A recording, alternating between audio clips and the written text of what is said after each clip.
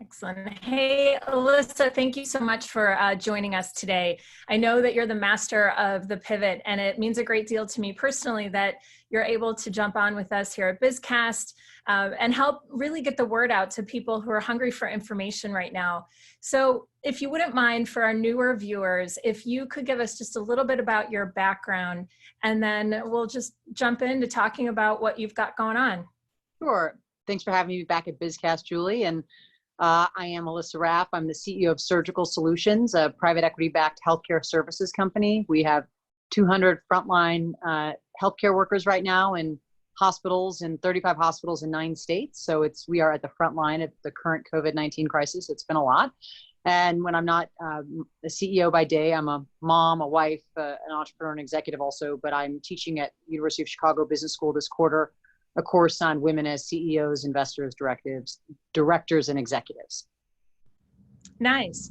So right now, what's on everybody's mind, literally, right, is what are we going to do next? What's our next move? How are we going to pivot and navigate the storm? I mean, for me personally, just working from home, which was, I know, is one of your hacks. And scheduling around that, it's a hot topic right now. But you've dedicated an entire chapter in your book, Leadership and Life Hacks, to pivoting versus quitting and committing to finishing what you started. You have to commit before you begin. And then number 12, if you want other people to follow you off the ledge, you better be ready to lead by example. And that most often includes voting with your feet and your pocketbook. Could you tell us more about your journey of choosing to pivot at a startup called Bottleneck, and then how it got you here today? I think it's really important for a lot of people to really understand the process and what that means. Sure. So at my startup Bottlenecks, we were an e-commerce company that was striving to be the Netflix for wine from 2005 to 2008. And we had a lot of traction in that regard. And seed funded a couple $1 million, amassed thousands of customers. And then there was a regulatory change in early 2008 that was going to render our original business model obsolete. So we had a choice at that moment in time, which was to raise the white flag or pivot. And for a variety of complicated reasons, I wasn't ready to give up, not the least of which was I knew we were adding value in the ecosystem by helping the next generation wine enthusiasts get educated and entertained by wine, and in a new and inventive way through email newsletters and interactive events, et cetera. And yet how we were making money would have to change in order for the business to continue, because the notion of a third-party marketing firm is what the California Alcohol Bureau of Control called into question from a legal status. It's a long, complicated story of why. It had to do with a bunch of people, a bunch of distributors lobbying that regulatory body because they were afraid of Amazon's entry into the market. So that's a complicated backstory. There were forces outside of our control, and we decided to pivot because we knew that we were adding value in the ecosystem. And I had an internal team with high alignment of goals, mission driven, with clear focus on what it was going to take to tack the boat, and then clear goal once we tacked where we were headed. And so I think that the answer I get asked a lot when people read the chapter Pivot versus Quit in Leadership and Life Hacks that you mentioned, Julie, is when do you pivot and when do you quit? If you have shared values, if you have shared vision onto where you're pivoting, the why you should probably all agree on, but is sort of less important than where are you going. And if you are clear on what it's going to take to get there, it's easier to pivot with fewer people, with fewer people rowing in the same direction than more people, because you're never going to have enough food and water to get you there anyway. So you might as well, if you're going to have to tighten the belt, have the right people in the ship.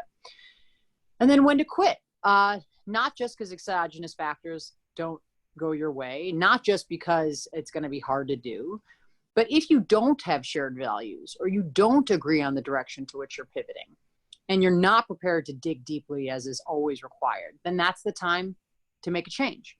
And those are really I think, industry agnostic reasons of why one should pivot versus quit. Yeah, it's incredibly interesting and helpful to understand the difference, right? Sometimes there's a fine line, but if you have those those few bullet points to really follow, then it does make it easier to make that heady decision. It's a big one. Tell us more though about the different challenges, such as, I mean, you have an incredible amount of experience, and I think a lot that we can all learn from, but running a strategic advisory firm and then now into Surgical Solutions, a healthcare company. I mean, you're on the front lines, you're on, you're, excuse me, a recognized female CEO, which of course, you know, I've been following your emails and your communication, and it's been very helpful. So tell me a little bit more about that. So when I had exited my first company, Bottle Notes, I had just also had our second daughter, Henriette, who's now 5. And I knew I needed to take a little time to shift gears, not work. I'm the breadwinner and one of the breadwinners of the family. I need to be there, but also to be someone who wasn't responsible for an army of payroll for a period of time. I wanted to break from that stress. And I also wanted to leverage the little bit of flexibility I could then choose to have to nurse my daughter longer or do any of those things that I chose to do. And so I, at that point, pulled a tax ID as AJR Ventures and figured that a decade of hard-fought knowledge in the e-commerce world in Silicon Valley and then in the luxury products world of wine would be able to parlay me into an advisory role. And I was lucky. I called a couple of friends, asked if they needed help. One in particular did. Her budget was tighter and I didn't get greedy or grabby. I said, you know what, I'm going to leverage this as a springboard to other advisory gigs. I also kept it short because I knew it wasn't going to be as lucrative as what I hoped later would be. And that strategy really worked. And then one opportunity led to the next. And within a year, we had 3 projects going that were large and had to, scale up to have 3 people working with me at AJR Ventures who are terrific brains and minds and people and still close friends today. And so that turned into a really great 2.5 years of project-based advisory work for 2 family offices and 2 private equity firms.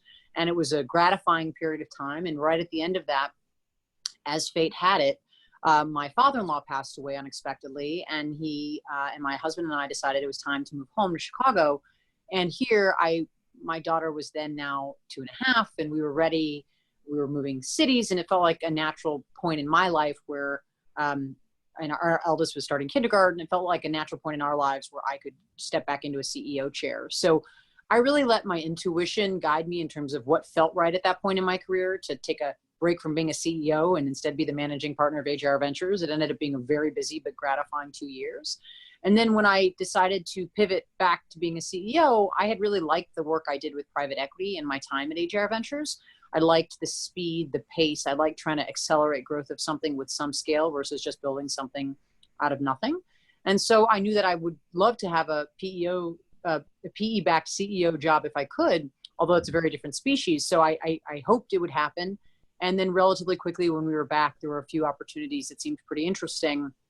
And I ended up taking a role with Sterling Partners to be the CEO of a healthcare services company, not because I had any experience in healthcare whatsoever, but because I had experience running companies. This one was in need of a turnaround at the time, and being an entrepreneur was in many ways similar to being a turnaround CEO.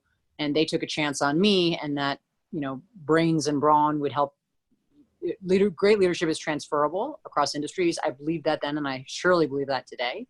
And then I brought in a new team of people who would help me, tack the boat and sail to the next island, as we talked about before, in terms of pivoting versus quitting. So that was the storyline of how I went from my .com startup in Silicon Valley to running an advisory firm to the CEO of a healthcare services company for the last 2.5 years. And now here I sit in the middle of the most interesting and complicated healthcare crisis our country's seen in this last 100 years.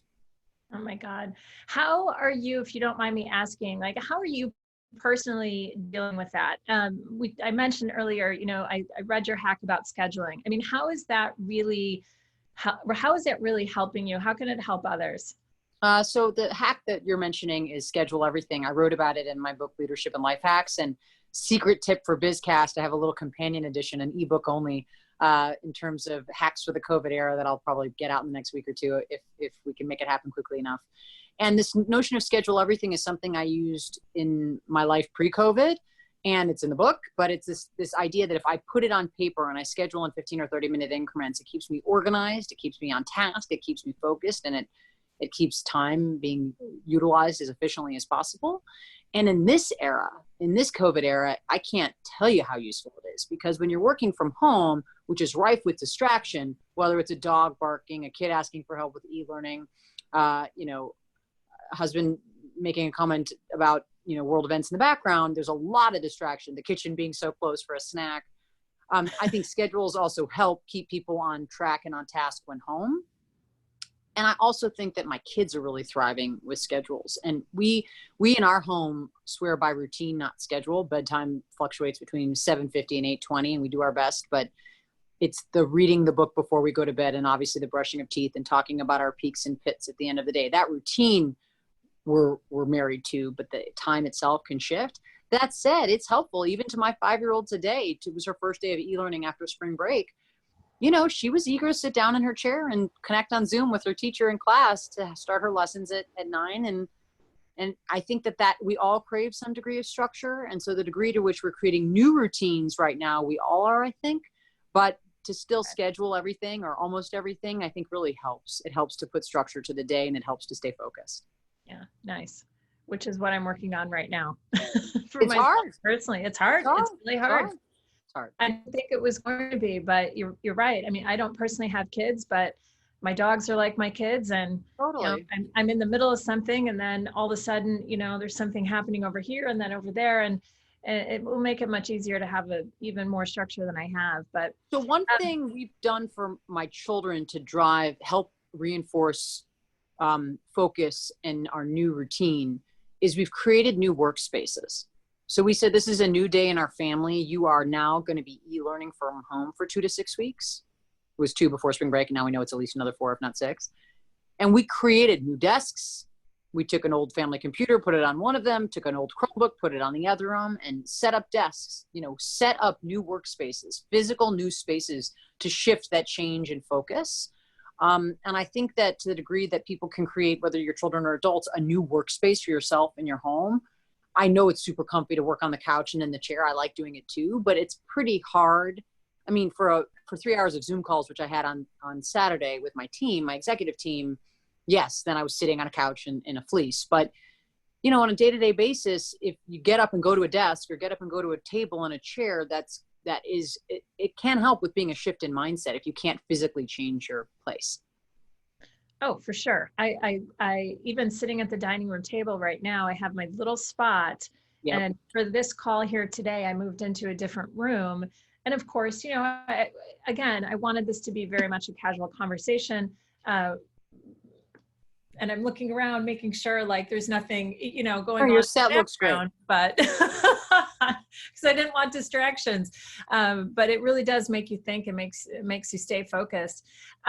So I have a couple more questions for you that I think are really key. And the biggest one for me, and I think again a lot of people, but when you've gone through the course of your career, and you know, some of it being very known, obviously, like you mentioned, but perhaps even frightening. What do you do in the face of fear? I mean, really, how do you overcome jumping into the next thing? I mean, especially now.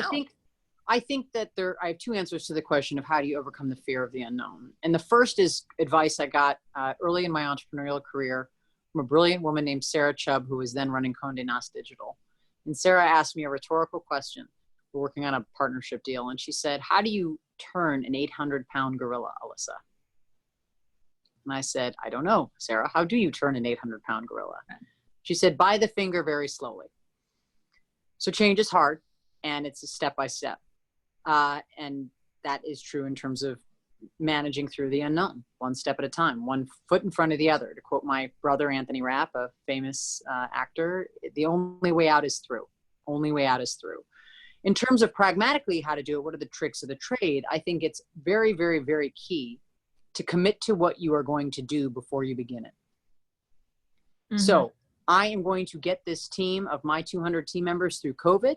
We will furlough as many as we need to get through it, because our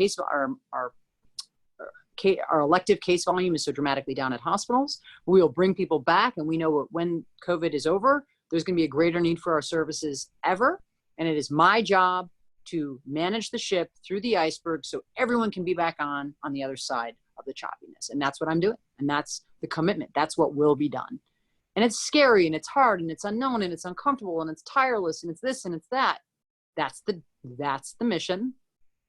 Everyone's got to get clear on it. We're all doing this together, and now let's go. And I think that's, so I think that the answer is committing to what you're going to do before you begin it, and then doing it.